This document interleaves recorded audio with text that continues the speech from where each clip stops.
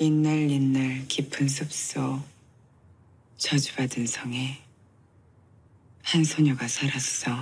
소녀의 엄마는 딸에게 늘 말했지. 절대 바깥 세상과 어우러져 살 수 없다고. 이 성에서만 살아야 한다고. 하지만 소녀는 그 성이 꼭 감옥 같았어. 그래서 달님께 늘 기도했지.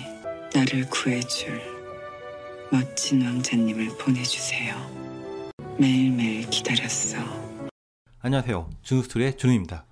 드라마 사이코지만 괜찮아에서는 여러가지 유명한 동화들을 잘 이용했는데요.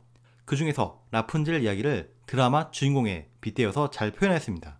그림 형제의 라푼젤 이야기는 워낙 유명해서 여러 동화책은 물론 디즈니 영화로도 만들어졌는데요.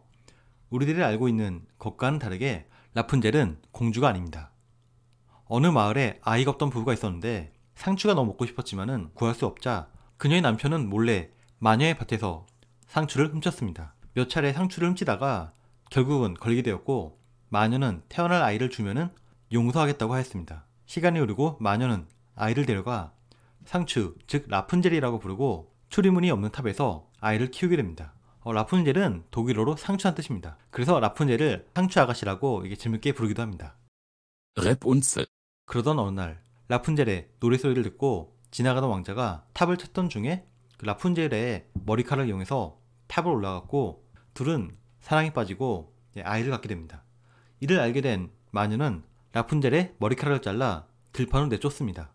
왕자는 라푼젤이 쫓겨난지도 모른 채 탑에 올랐다가 가시 덤불에 떨어져 시력을 잃었지만은 몇 년 후 쌍둥이를 낳고 살던 라푼젤을 만나 라푼젤의 눈물이 왕자의 눈을 고치고 왕자와 라푼젤 그리고 두 아이는 행복하게 사는 결말로 이야기는 끝이 납니다. 그런데 라푼젤 이야기는 실제 이야기에서 만들어졌는데요. 보통 세상에 알려진 동화나 이야기들은 대부분 그 근원이 되는 이야기들이 있습니다. 동화 라푼젤도 마찬가지였는데요. 바로 마리와 막시밀려 1세와의 사랑 이야기입니다. 오늘날 와인의 산지로도 유명한 그 프랑스의 부르고뉴 지역, 와인을 잘 모르는 저도 부르고뉴 와인을 들어봤을 정도인데요. 그만큼 이 지역은 비옥하고 좋은 땅을 가지고 있습니다. 15세기 부르고뉴 공국에 어린 상속녀 여공작 마리가 있었습니다. 그녀의 아버지는 용담공 샤를 1세 부르고뉴 공작. 그는 부르고뉴 지역을 공국이 아닌 독립된 왕국으로 만들고 싶었습니다. 그러기 위해서는 본국인 프랑스와 전쟁을 벌여야 했는데요. 전쟁에서 승리하였지만은 낭시 전투 중에 사망을 하게 되고, 아직 20살도 되지 않은 마리가 부르고뉴 공국을 상속받게 됩니다. 부르고뉴 공국은 오늘날의 프랑스의 부르고뉴 지역과 네덜란드, 벨기에, 룩셈부르크 지방으로 중세 유럽의 지방 가운데 부유한 곳 중에 하나였습니다. 그녀와 결혼만 하게 되면은 그 지역을 차지할 수가 있어서 유럽의 많은 왕가와 귀족들이 어린 상속녀 마리에게 접근을 합니다. 이때 프랑스 국왕 루이 11세는 샤를이 전사하자마자 부르고뉴 공국에 남자 계승자가 없다는 이유로 부르고뉴를 침공하여 20살의 마리를 겐트 성에 있는 높은 탑에 가둬버리고 자신의 7살 아들과 결혼을 강요합니다. 당연히 마리는 이 결혼 제의를 거부하죠. 20살인 처녀가 어떻게 7살 난 그 아이하고 결혼을 해요. 게다가 두 집안은 그렇게 사이도 좋지 않았고요. 그러자 루이 11세는 치사한 짓을 벌입니다. 마리에게 밥도 주지 않고 굶겨 죽이려고 한 것이었습니다. 이때 마리는 자신을 보호해줄 사람이 필요하여 유모의 조언대로 아버지의 유언을 따르기로 합니다. 그녀의 아버지 샤를은 죽기 전에 유언으로 자신이 죽으면 합스부르크에 도움을 청하라는 말을 남겼는데요. 이때까지 마리는 오스트리아 합스부르크 가문의 막시밀리언 1세와는 한 번도 본 적이 없는 사이였고, 게다가 부르고뉴와 합스부르크 가문은 서로 경쟁 관계였지만은 둘의 공통의 적은 프랑스였기 때문에 이 일은 일어날 수가 있었습니다.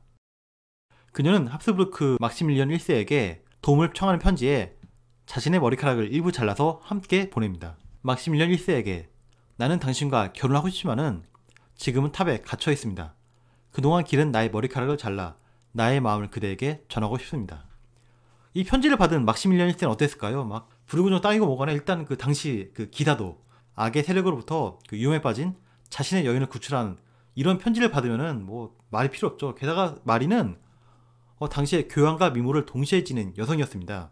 아름답고 부유하고 잘 배운 여성으로 그녀는 주로 고깔 모자를 쓰는 것을 좋아했는데요. 그녀가 즐겨 쓰던 고깔 모자가 유럽의 귀족들에게 인기를 끌 정도로 그녀는 아주 굉장히 셀럽 같은 존재였습니다. 막시밀리언은 가문의 사비를 털고 대출까지 받아서 병사들 모집한 후 마리가 갇혀있는 겐트성으로 쳐들어가 그녀를 구출하고 그녀와 결혼을 합니다. 이때 막시밀리언 1세가 마리에게 준 청혼 반지에는 마리의 이니셜 M자 모양의 다이아몬드를 넣었습니다. 당시에는 정략 결혼이 일상화되던 시기였는데 이런 로맨틱한 일을 겪으면 당연히 둘의 사이가 안 좋을 수가 없죠. 둘은 정말 서로를 사랑하는 사이가 되었고 장남 필리프와 장녀 마르가레트를 낳습니다. 이어서 세 번째 임신을 하는 와중에 평소에 즐겨하는 외가리 사냥을 나갔다가 마리에서 떨어져 마리는 아이를 사산하고 곧이어 그녀도 사망을 하게 됩니다.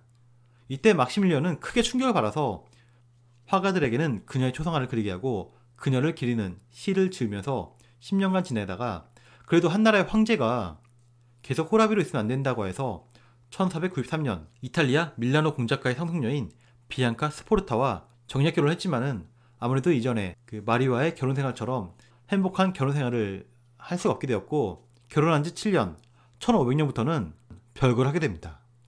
훗날 막시밀리언은 죽을 때 이런 유언을 남겼는데요. 내가 죽게 되면은 내 심장을 도려내어 마리의 무덤과 함께 묻어달라고.